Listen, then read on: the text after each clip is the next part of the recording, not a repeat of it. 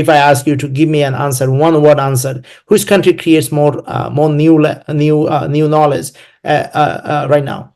Eh, I would say United States, but Okay, for a United yeah, States. Which country enjoy right now? Which country enjoy more separation of state and religion?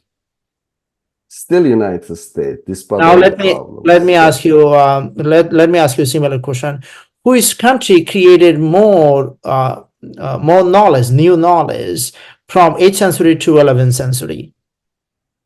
Oh, this is tough. Maybe Germany, maybe United States.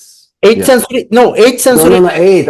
I think you said 18th century. Oh, No. sorry, 8th century Okay. to 11th century. Yeah, many Muslim societies at the time. Yeah. Especially the House of Wisdom. Yes, exactly. House of Wisdom. Yeah. Which society enjoyed more? Which society enjoyed more separation of state and religion during Yeah, that 300 the years? same. There's Muslim societies. Yeah, you Muslims. see the correlation clearly, and I hope my book will explain some causation, and this conversation help the audience to see the causation too. So, hello everybody, this is your host Rashidul Bari from Columbia University. Today we have a guest from California, Dr. Ahmet Kuru. Ahmet Kuru is a professor at San Diego State University, and I invited him to our podcast, which explores the importance of new knowledge creation. I invited him because I was greatly influenced by the philosophy of his father, reading from his own book, Islam and Authoritarianism. Thank you for the kind introduction. So, I was born in Turkey and then came to the United States 25 years ago. I am now a professor of political science and the director of Center for Islamic and Arabic Studies at San Diego State University. And my first book was on secularism and state policies toward religion in the United States, France, and Turkey, a comparative analysis.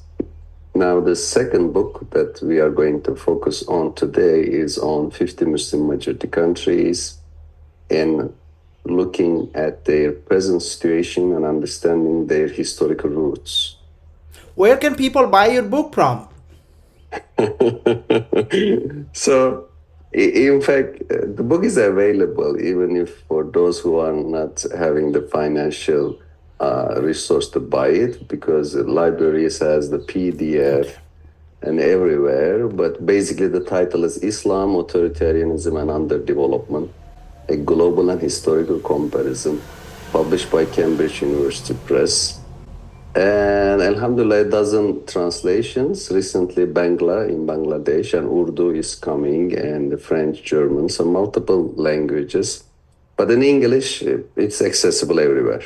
And they can buy it from Barnes and Nobles, Amazon, and other bookstore, physical bookstore or online bookstore, right?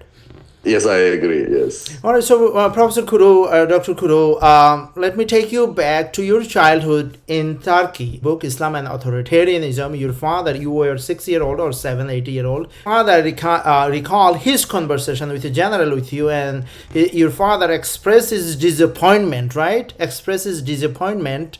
And share his disappointment. The fact of the matter that the Muslim, although they are 25% of the world population, they became consumer of new knowledge.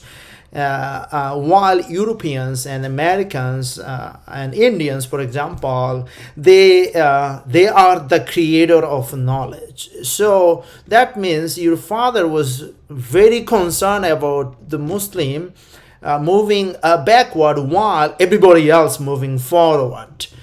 And do you recall that?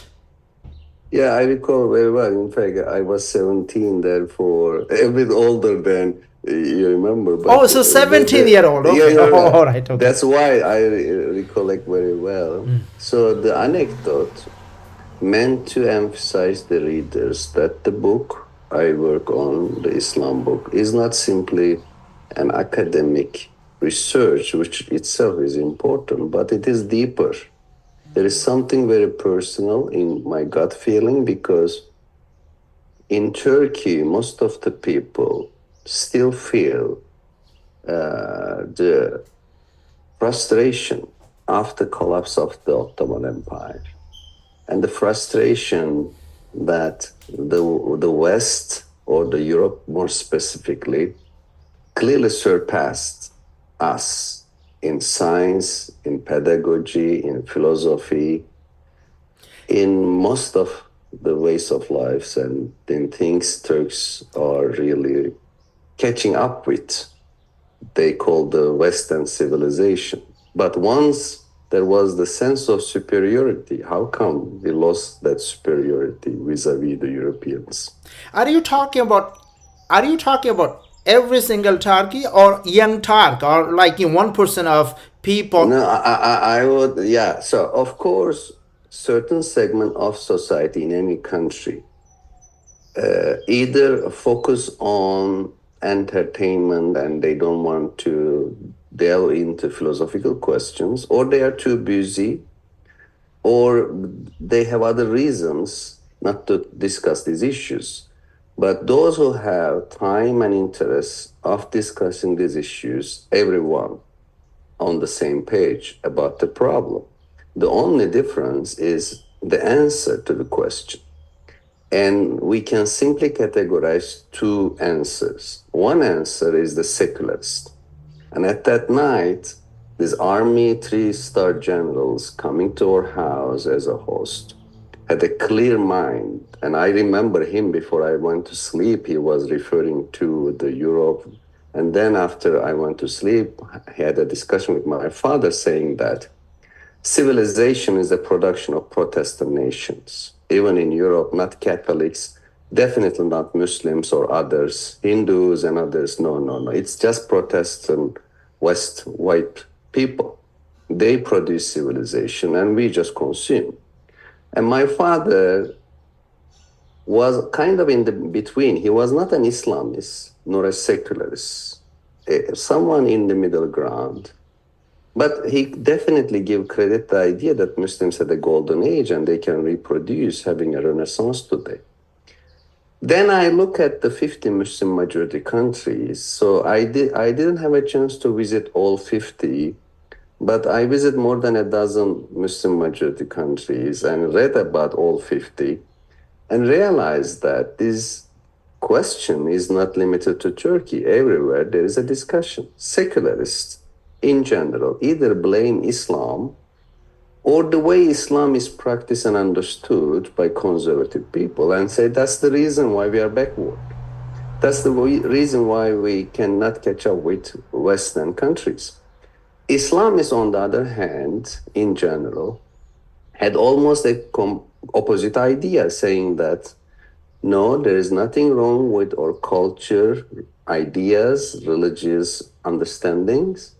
It's mostly colonization, and you, the secularists, are a fifth column of Western imperialists. You try to destroy our Muslim culture.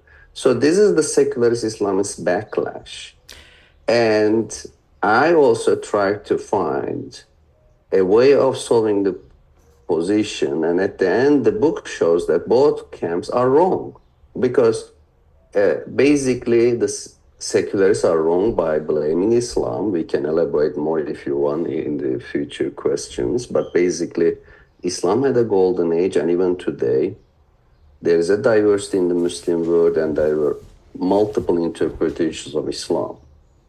On the other side, Islamists are wrong, simply blame Western colonization because chronologically, the stagnation in the Muslim world began much earlier than Western imperialism dominates Muslim world, especially in the Middle East. And today, there are many decolonized countries such as India, to some extent China, Latin American countries, which have much better democracy scores and economic development scores than the Muslim countries. That's why we cannot simply blame Western colonization. So your father, it seemed like your father was very proud of Islamic Golden Age. Yes, he was. Yeah, Okay, definitely. so this is a good segue of taking us back to 8th century. What what would be the biggest factors that led to the Islamic Golden Age in the Middle East that was the most backward place in the world? And your brother could also be right. If Islam is a bad religion, then how Islam produced the one of the biggest golden age we know known as Islamic Golden Age in the center of Islamic world, Baghdad. So we cannot say Islam is anti-education. If it is anti-education, then look at Golden Age. At the early days of Islam, it was managed to kind of create a revolution for to promote the education known as Islamic Golden Age. What are the biggest factors contribute to Islamic Golden Age? Can you tell us? Yeah, of course. This is a very important question. When we start today, of course, Muslim world is not the most backward region in the world. It's a matter of degree. So some Muslim countries have very high GDP per capita, some have better literacy rate, but overall, in general, when Turkey, I for look at example, the Turkey, for yeah, example, your of Turkey is course, the slope. It's like downward slope. I mean, 10 years ago, Turkey spent 4% of its GDP for education. Today, Turkey spent only 2% of its GDP. So it explains a whole yeah, lot. But we can ask that definitely. questions later. But let's go back Sure, discussing the sure. So factors. what we are discussing is very difficult because we are analyzing something constantly changing, social phenomena. They are not stable. But we look at the broad trends and a long-term trajectories, which show that overall today, in average, Muslim majority countries show lower level of GDP per capita, literacy rate, and schooling year in comparison to world average.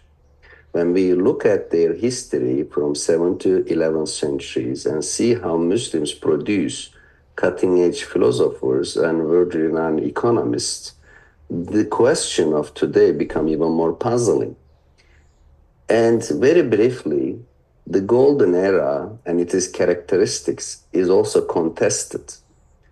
For Islamists, it was a time of piety, almost orthodox Islam produced. That's why today we need to go back to religion when became more pious. Voila, we will produce another golden era.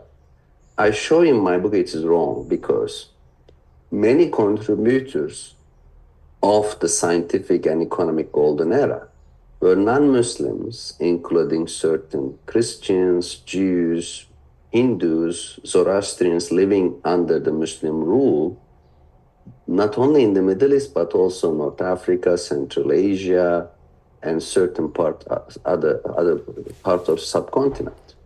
Second, some Muslims living at the time could be defined as free thinkers. They were agnostics or they were very unorthodox. If they live today in certain Muslim countries, they would be punished because of apostasy and blasphemy laws. So therefore, it was not an era of religious orthodoxy. By contrast, it was a time of religious diversity, coexistence, and certain level of toleration. Of course, I am not talking about liberal democracy we have in America or Europe today to some extent. Even our democracies are not perfect. Of course, there are many problems we have in Europe and America today. But historically, Muslim lands were much more open-minded and tolerant than European and many other counterparts. So that's one thing. The second thing, from a secularist point of view, starting with Ernest Renan, the French philosopher, they deny the religious dimension of Golden Age. They say it's all about imitation of Greek philosophy. It has nothing to do with Islam. And I said, look, this is also wrong because, first of all, it wasn't simply Greek philosophy. It was Sasani thought, it was Indian mathematics, it was African cultivation techniques. Muslims learn from multiple geographies. And the beauty of the civilization is the ability to bring together multiple cultural elements and then embrace them and produce something new because, in medical science, Muslims learn from Galen, the Greek medical scientist, but try to Especially Ibn move Sina beyond and other him, people, right? criticize him, Ptolemy, they learn astrophysics from Ptolemy, but they have their own contributions as well. And in terms of two institutions, one is hospital, the other is observatory. Muslims made cutting edge contributions.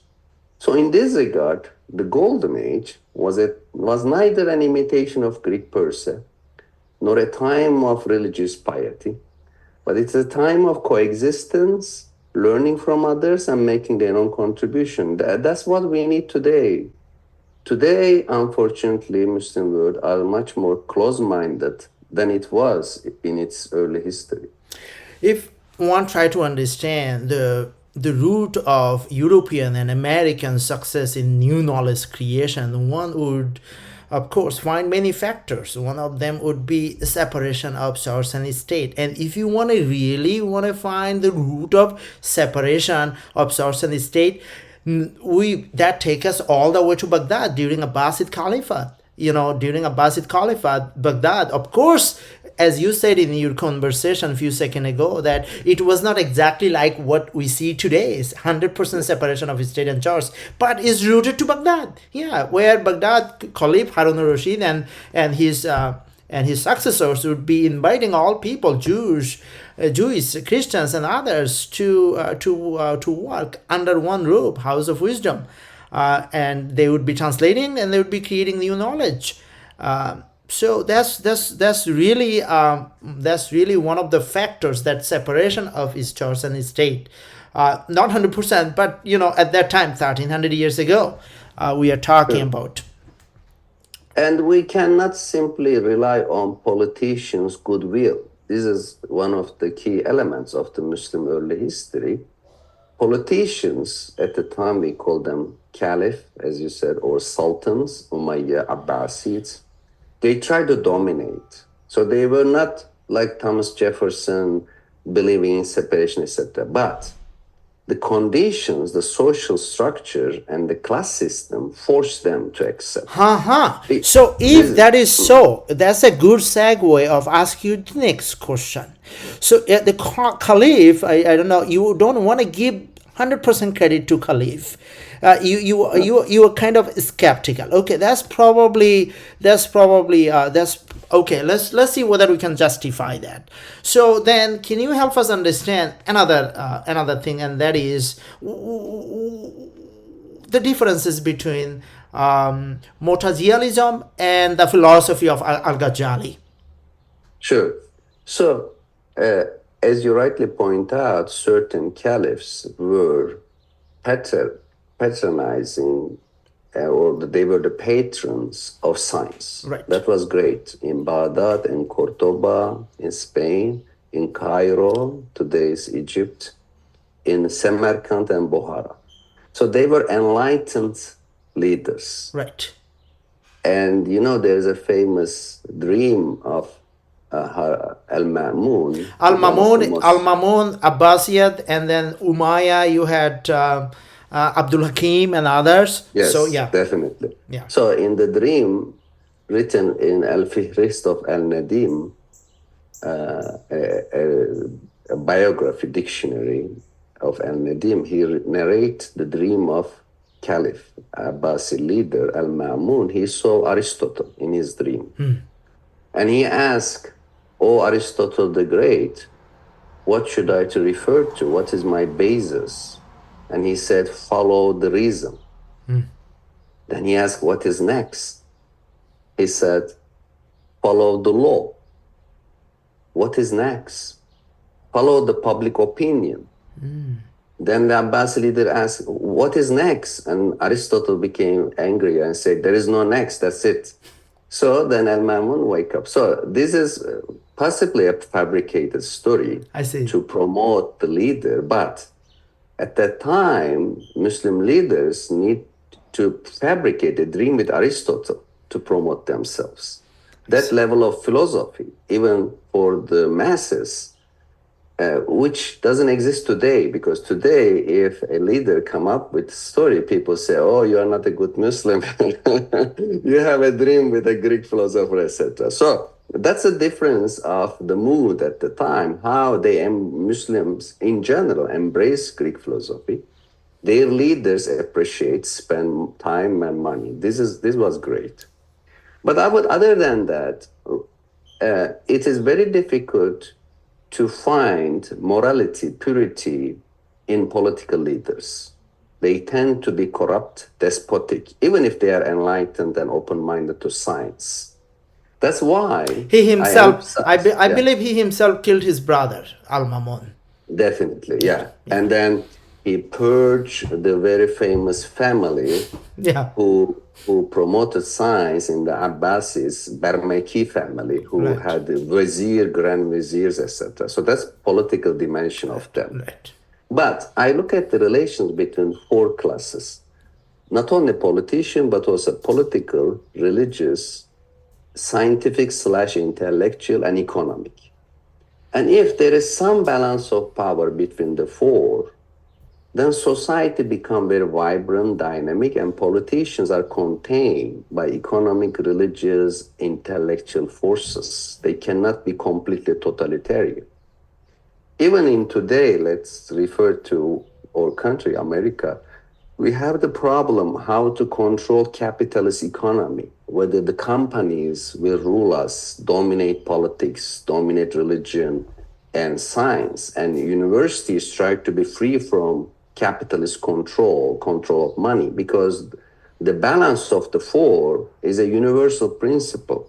So in the golden era, Muslims produced strong merchant class because the Prophet Muhammad was a merchant. There are many Arab leaders coming from merchant families. There was an appreciation in Islam and Muslim culture of commerce. And then religious class tried to be independent for some unintended consequences, because, as you know, there were early civil wars between Ali and Muawiyah. Before, there was Jamal war between Aisha and Ali, then Siffin between Ali and Muawiyah. Then Ali's son, the Prophet's grandson Hussein and Hassan were killed, and Hussein By was publicly Muawiyah's murdered son, by by Yazid. Yazid's army. Yeah, This creates a trauma. Shias completely delegitimized Umayyad and to some extent Abbasi leaders. Sunnis did not politically delegitimize, but they say religiously, we should not follow political leaders. That's why the four founders of Sunni mazhabs that Sunni Muslims follow today, Abu Hanifa, the founder of Hanafism, Imam Shafi, Imam Malik, Ahmed bin Hanbal, they emphasize independence and autonomy. And when the Abbasi Caliph Ma'mun, for example, established a mihna, an inquisition, asking every ulama, Islamic scholar, to follow whatever he asked them to say, Ahmed bin Hanbal and others refused. And the famous story, let me conclude by this, Abu Hanifa, when he was offered by judgeship by an Abbasi leader, he said no, because he wanted to be independent scholar. Then the Abbasi Caliph asked, what is your reason to refuse my offer of being the judge? He said, I'm not qualified. Then the Abbasi leader was angry and he said, you are the most qualified, you are lying. Then Abu Hanifa said, a liar can never be a judge. Then he was put in prison and died there.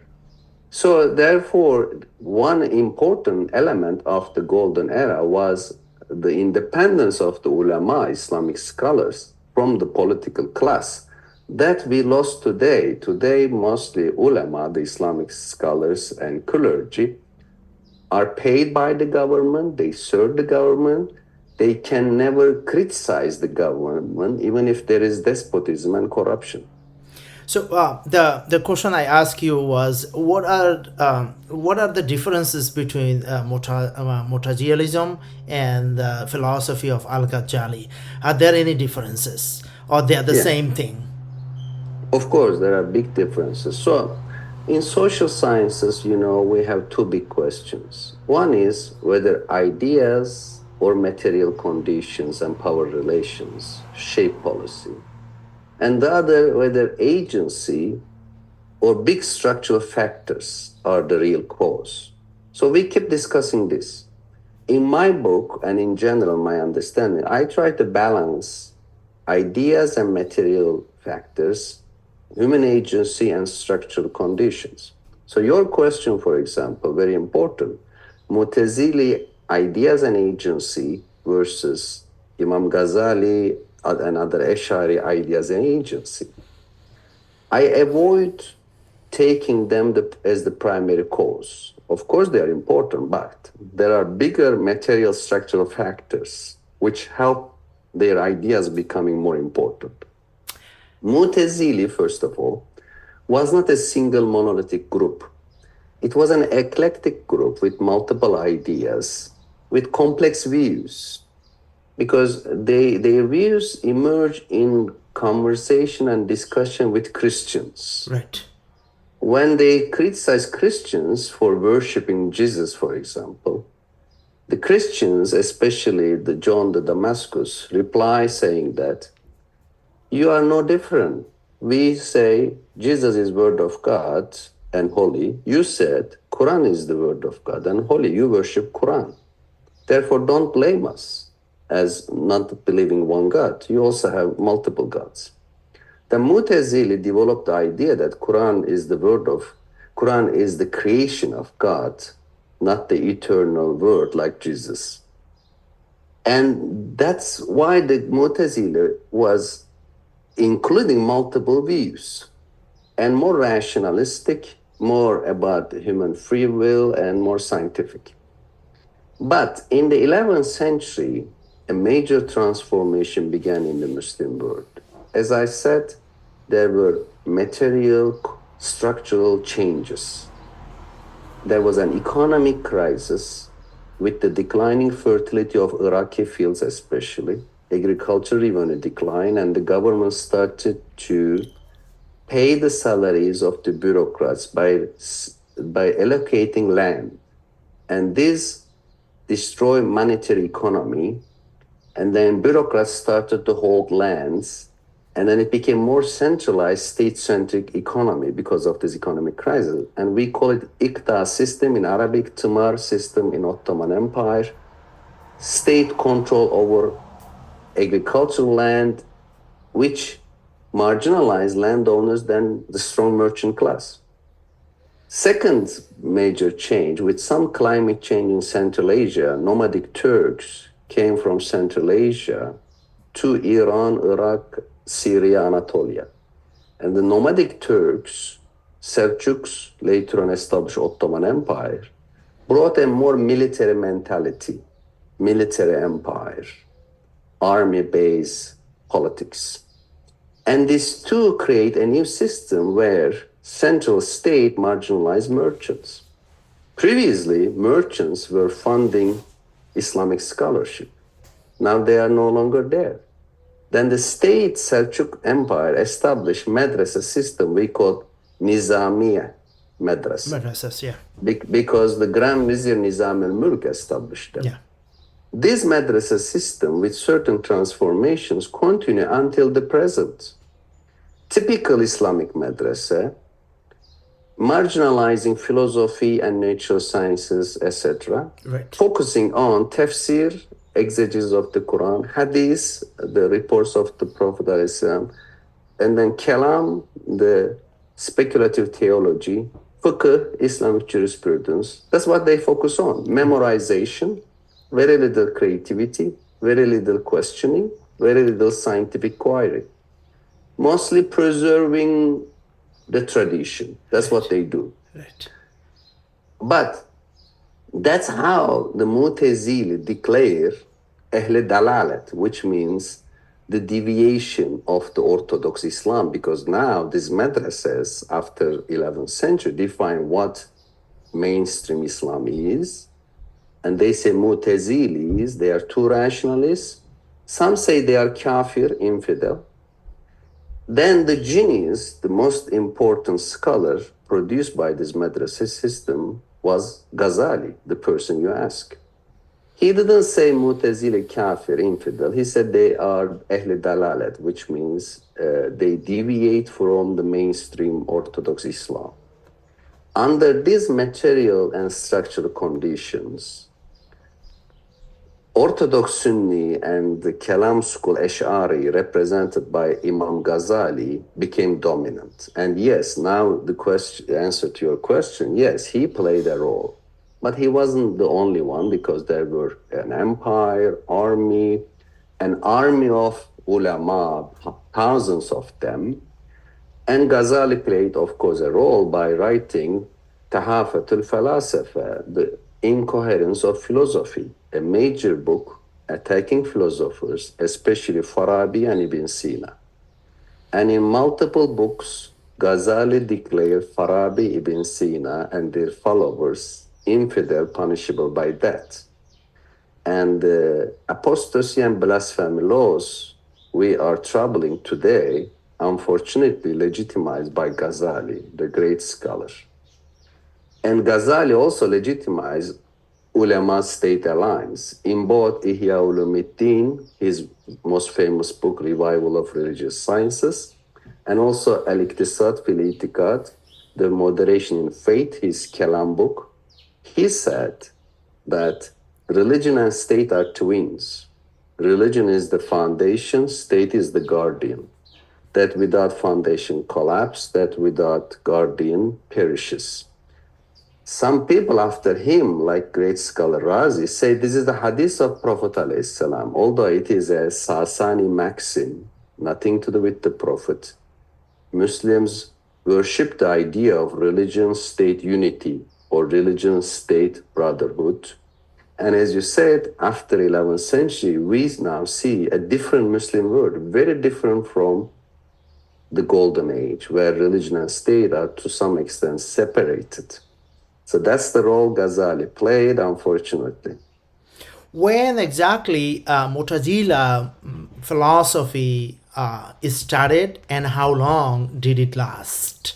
If you can answer that question. Sure. Of course. So at the beginning, after the time of four caliphs, as I briefly mentioned, when Muslims met Christians in Basra. Four caliphs, Abu Bakr, Omar, Uthman, and Ali. Yeah, the four caliphs, Abu Bakr, Umar, Osman, Ali. At the time of the four caliphs, there were Muslims who saw the Prophet. Therefore, Islam was practiced by a knowledge inherited from the Prophet. But after that period, the Muslims, none of them was able to see the Prophet.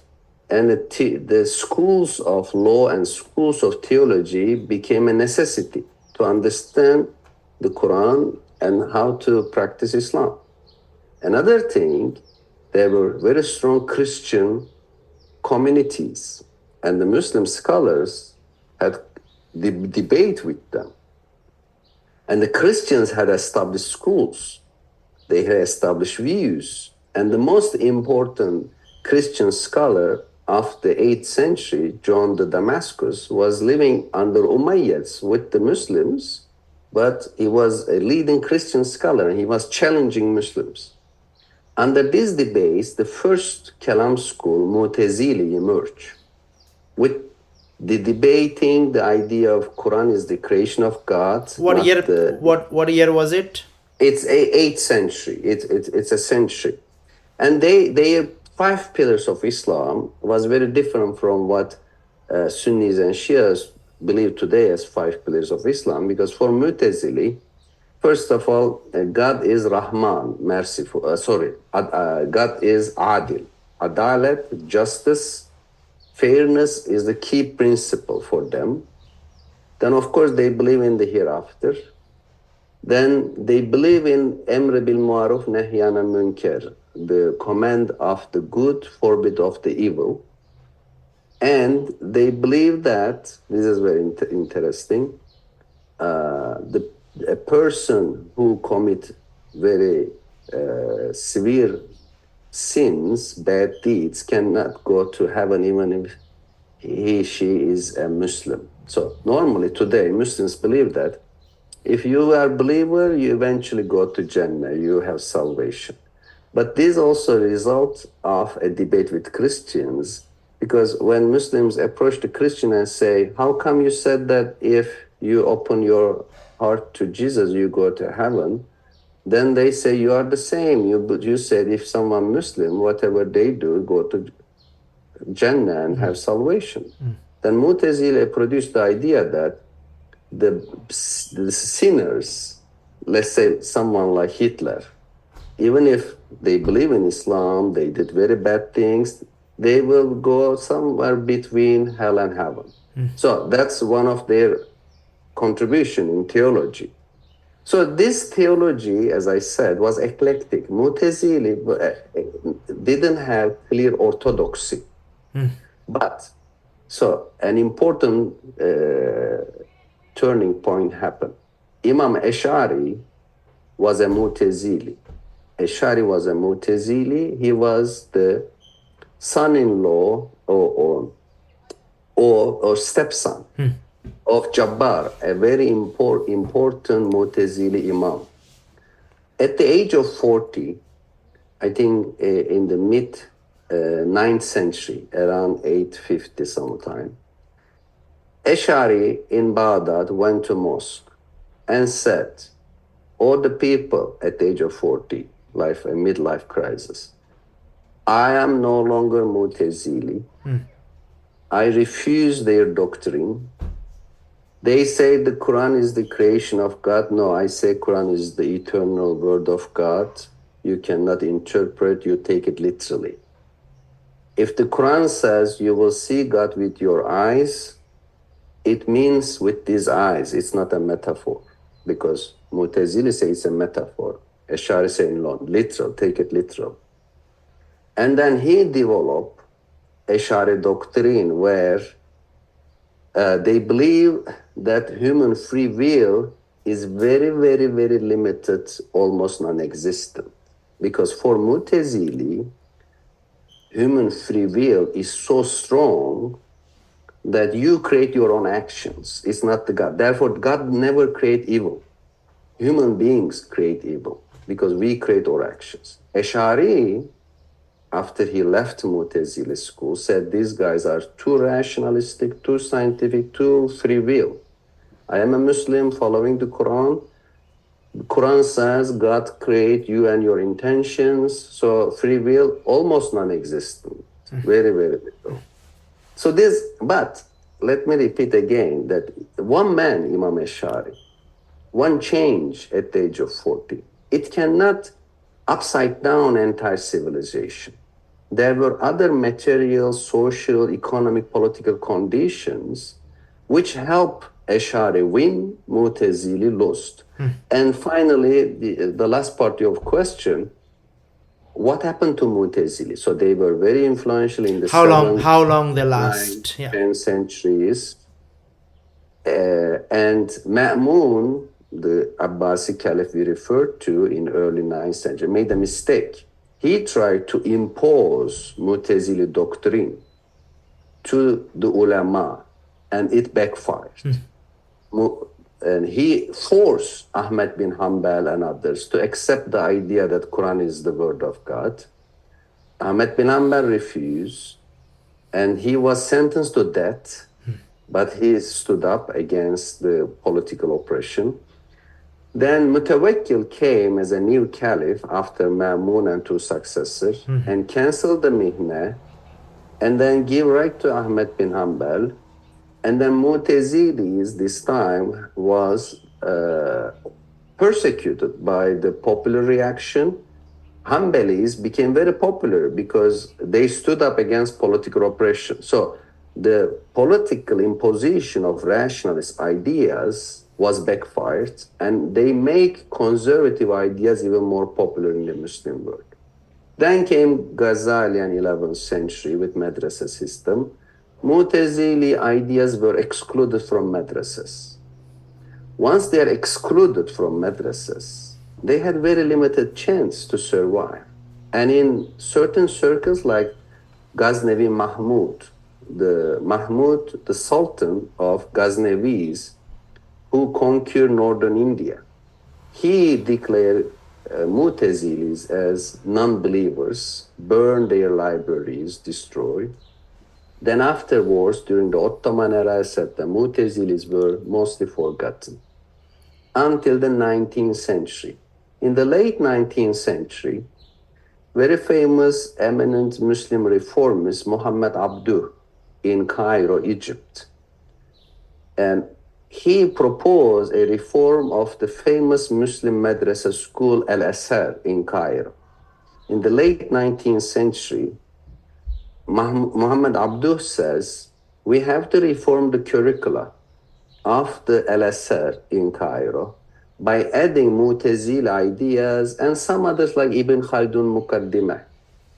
But the Ulama Council of Al-Azhar refused, saying that we will not let you make this sacred institution a university like those in Europe, and we will never teach.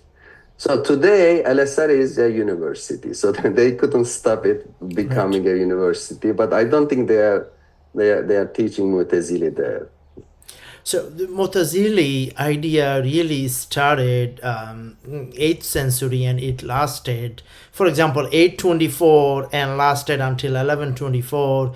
About 1124, and we see that the Islamic Golden Age started around 824 and was declining, and boom, 1124 Islamic Golden Age really declined in a big way.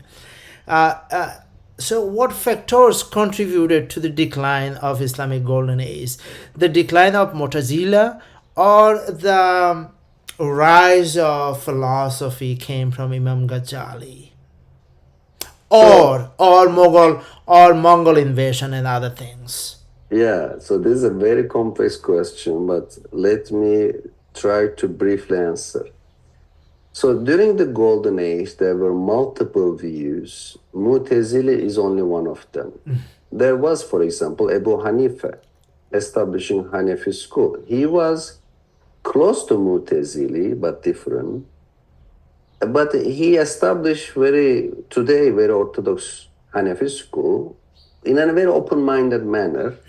But at the same time, there was philosophy of Farabi, Ibn Sina. They were not Mu'tazili, Kalam people. They were philosophers following Plato, Aristotle, and making synthesis. Mu'tazili people were Kalam scholars. They were not philosophers following Plato and Aristotle. And that diversity was very important in the Muslim world. So Mu'tazili as a Kalam school was declining. Philosophy still survived. The last great philosopher was Ibn Rushd in Al-Andalus in Spain. He died in 1195, so almost at the beginning of 12th century. And after that, Muslims could not produce an eminent scholar, eminent philosopher. But, of course, a civilization, if we use the analogy of a car, if a car going very speedy, it cannot stop in a second. It took time. So Islamic civilization continued to produce eminent thinkers in the 13th, 14th, 15th centuries. But in a slower pace and limited number. I see. And they started to fear of defining themselves philosophers because philosopher became a pejorative bad term. I see. Muhyiddin Arabi, for example, who lived at the time of Ibn Rushd as a young man, then continued to live maybe 40 more years after him. In my mind, he is kind of a philosopher. Right. But he survived as a Sufi. He could never say, I am a philosopher, because he would be attacked. But as a Sufi, they tolerate his philosophy. Another great man at the end of 14th century was Ibn Khaldun. We consider him today as the first social scientist. Right. He wrote Muqaddimah, critical history, and established the foundations of sociology. But he never defined himself philosopher. And these great minds after the 11th century, 12th century Ibn Rushd, 13th century Muhyiddin Arabi, 14th century Ibn Khaldun, mostly forgotten with their philosophical and scientific views. Until 19th century, Europeans rediscover Ibn Rushd. They rediscover Ibn Khaldun. That's how we have many books today about them.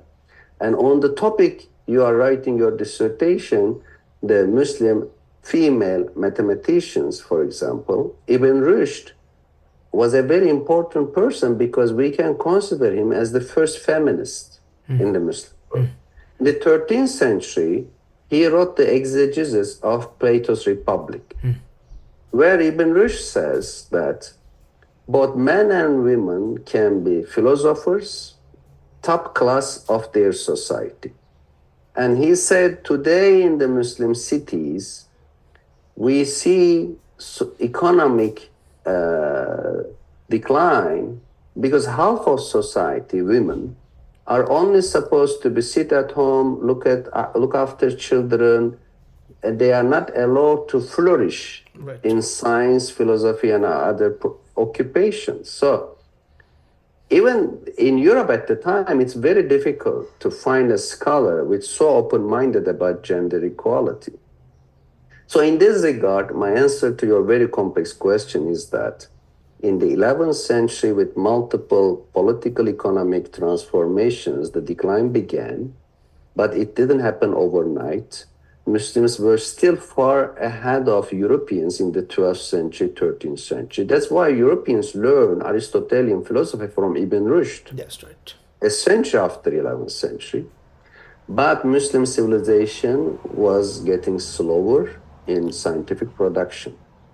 The last turning point, I think the last chance we had was the Taqiyuddin Observatory in Istanbul, 1570. So in the late 16th century, Muslims, the Ottoman Empire, had a major observatory in Istanbul. And that was our last chance to really revive natural sciences. But unfortunately, after 3 years of functioning, the observatory was doomed to fail by the Sheikh al-Islam. The lead ulama in Istanbul said that we have to destroy this observatory. The Sultan, expecting astrology, not science, but the predictions about the future, and then the scientists in the observatory couldn't deliver him the astrological prophecies. Therefore, Sultan agreed with ulama, yeah, let's destroy. And the Navy bombed and destroyed our own observatory. This is the time where Europeans started to collect data, which eventually helped Kepler and then Galileo to develop their astronomical theories. So this is the point we stopped producing natural science. And interestingly, the last Ottoman books about American continent was written in that observatory. After that, for 250 years, Ottomans never wrote a book about the new continent, America. So that level of lack of curiosity is unfortunate and shocking. So the bottom line is Islamic Golden Age started 8th century, and it really the Islamic Golden Age centered in Baghdad, really center of the world for at least 300 centuries, 8 to 11. The decline started beginning from 11. However, it really died 16th century. So Islamic Golden Age lasted, for example, more or less 800 years. However, it was really in peak for 300 years. So from 16th century to 20th century, let me, you reminded me about the Muslim women. Now let's talk about Muslim women for a few seconds. Now, during the Golden Age, Islamic Golden Age, especially from 800 to 1100, the peak of Islamic Golden Age, some people are saying that there were many male created new knowledge, especially in math and science, but few women also created new knowledge in math and science. Four of them I would like to mention. Fatima Al-Fihri founded Fas University in the world in Morocco. And then we are talking of Al-Islia, Mariam al-Astrolabe. She was born in Aleppo, Syria, I believe. And she really developed the fast astrolabe, which was the most modern astrolabe of her time. And astrolabe is kind of GPS, protractor at the same time, if you like. And then we are talking about Lubna of Cordova, on the other side of the wall, not under Abbasid, but under Umayyad. And then we are talking of Mohammali, Sutatan Mohammali. She was born in the center of Baghdad and very close to House of Wisdom. Is this four women are myth or historic figure? Very good question. First of all, I'm looking forward to reading your dissertation when it is ready and published. I really appreciate that you focus on something very important for gender relations, understanding Muslim science with the women dimension. So it is good that we have some names, although they are few, but they are source of inspiration. And your question, to what extent we can prove the contribution? Of course, we are talking about a very old history, right, over a millennium. And same question is asked about the idea of first Muslim university, because I visited Morocco last year. I went to Fez to see the supposedly, allegedly, the first university, Al-Qarawiyyin. And as you said, established by a female scholar or with a female patron too. So it depends on how we define a university, right? Of course, we know that mathematics, medical sciences, and others studied in the Muslim world in a deeper level than Europe had in the 8th, 9th, 10th, 11th century. That's what you and I are having the conversation. From that point of view, yes, Al-Qarawiyyin, maybe House of Wisdom, etc. They are pioneering. But at the same time, a university, as we understand today, as an institution, an impersonal way of giving a degree, etc., can be considered as a European construct, European invention, because Muslim madrasa system was very personal. The ijazah you got in a madrasa is from a particular scholar to you, especially with your ability to teach a particular book. But the degree we understand today is a much general ability to teach a subject, and that may be a much more modern concept than we had before. So this is my understanding of what the first university mean. It depends on the broad or narrow definitions. In terms of Muslim women's existence in Golden Age and non-existence afterwards, I will say two things. One, Muslim men or male scientists also started to be non-existent after the 16th century. That's Therefore, true. There's equality on that. That's right. Second, many ways of progress toward gender equality, unfortunately, was blocked by conservative forces. And emancipation of women, women's rights. And same thing I would say, I don't want to open a new discussion, we don't have time, but slavery. Muslims were supposed to be the first societies in the world to abolish slavery. Absolutely. Because the Quran encourages us to free the slaves. Right. The Prophet ﷺ encouraged us. Why did we take the idea of abolition of slavery from Europeans in the 19th and 20th century? Because or ways to progress, which were very open in the 8th, 9th, 10th, 11th, 12th centuries, later on were blocked by conservatives. And let me link to your question about early history with the later centuries, referring to printing press. Right.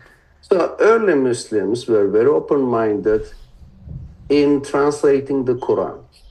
Abu Hanifa said you can recite Quranic verses in your daily prayer in any language, especially Persian, since he was Persian. But later on, Muslim ulama became very much against translating the Quran. So we translated the Quran in the 10th, 11th, 12th centuries to Turkish, Persian in translinear, centuries before Martin Luther. And when Muslims learned paper making in the mid 8th century from China, they immediately pick up the technology, open paper making factories in Samarkand, Buhara, Baghdad, Cairo, Cordoba.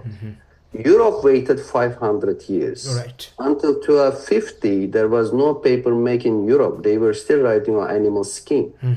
But after Gutenberg, when Europeans quickly embraced printing technology, also from China, Muslims waited 280 years. For 3 centuries, we didn't get the printing technology. So today in my original country, Turkey, they say it has nothing to do with ulama. And I say, no, of course, it has everything to do with the ulama. They say, show us the fatwa. No, I don't need to show you the fatwa. They were the power holders. Hopefully, They blocked the progress. Yeah. And very quickly, finally, after 280 years, Ottomans still was the first Muslim society to decide to have Muslim-run printing press. Then Shaykh al-Islam, the chief ulama, said, you can only print non-religious books. I don't give you the permission for religious book. At a time where all the schools were teaching religious books. Only grammar book, history, geography, etc. 50 years later, around early 19th century, 1800s, finally, the ulama gave permission to print Arabic Quran after tafsir, the Arabic Quran, and they never give the permission for the translation of the Quran in Turkish. So Turks had to wait 1923, the Republic, to hold a single translation of the Quran printed. So this is how early Muslims were open-minded, and later we face the conservatism. Hopefully our conversation will allow our audience to understand few things. The main thing would be what causes the rise of Islamic Golden Age and what causes the fall of Islamic Golden Age, and how the Muslim world really pioneered of separation of church and state, and how they lost it and why they lost it, and are they are really trying to get it back. So maybe it's time to ask you that question. Maybe we don't have enough time.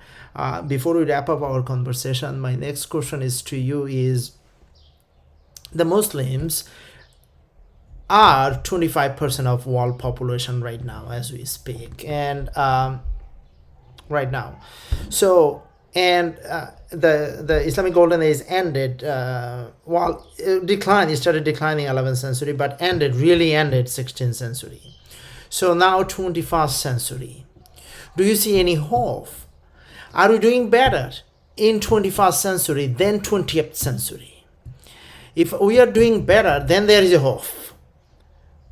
Are we doing better now than 20th century?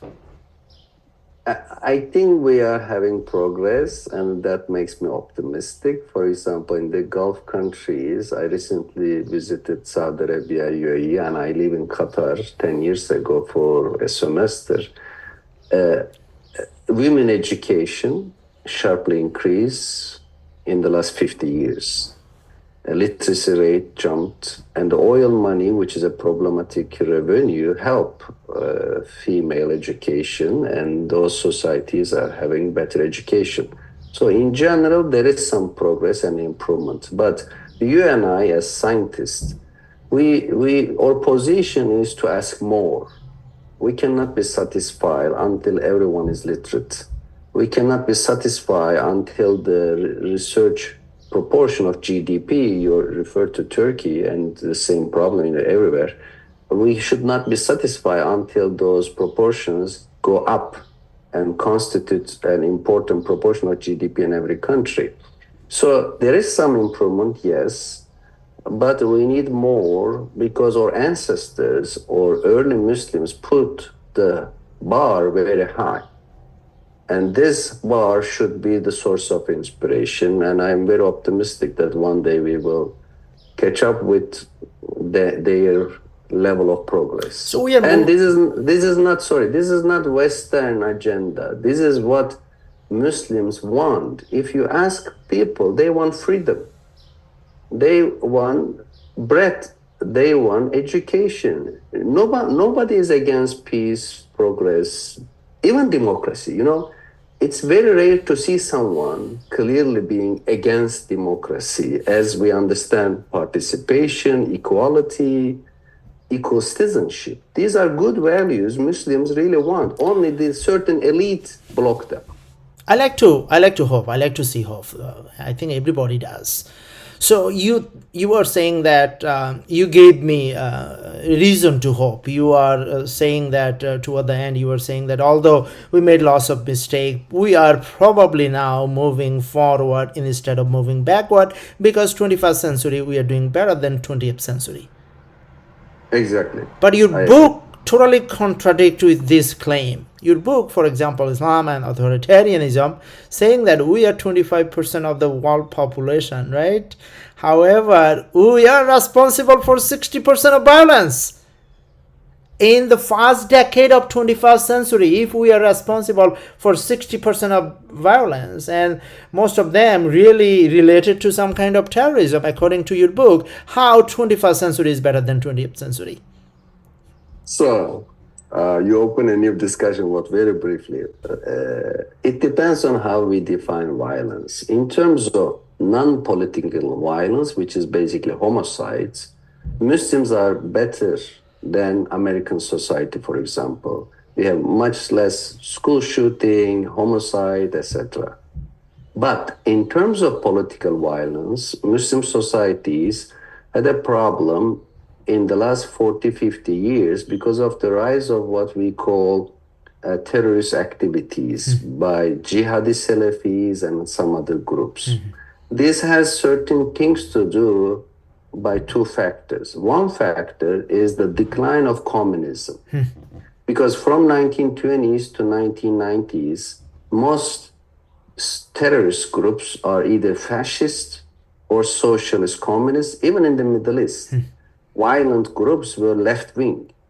Then left-wing ideologies, socialism, communism, Maoism, in general, globally decline. And many violent groups move from secular socialism to Islamism. For example, in Lebanon, the secular socialist ML group was replaced by Hezbollah, and the secularist PLO replaced by Islamist Hamas. The other reason is that many other parts of the world, especially Western countries, are perpetrating violence by state. So, for example, Israel using violence as a state. United Kingdom has been using violence as a state. In the last century, out of 193 countries, United Kingdom has had soldiers in 176 of them.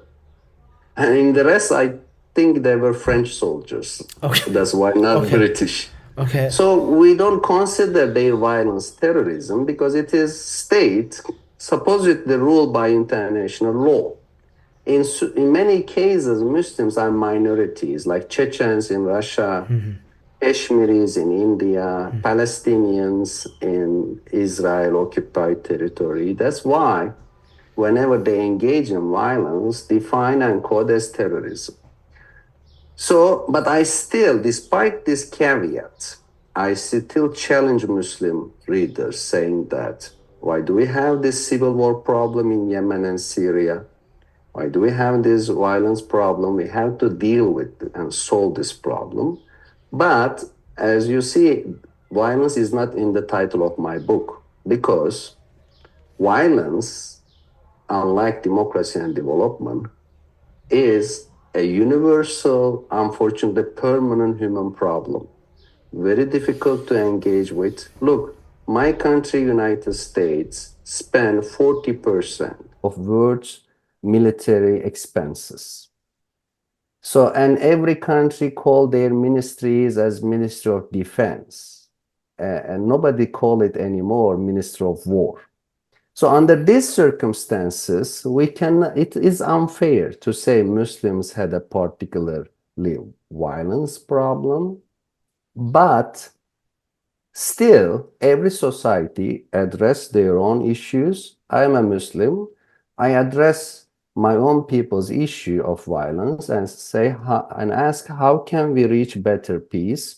And I see, let me conclude by this connection, authoritarianism, underdevelopment, and violence as a vicious circle.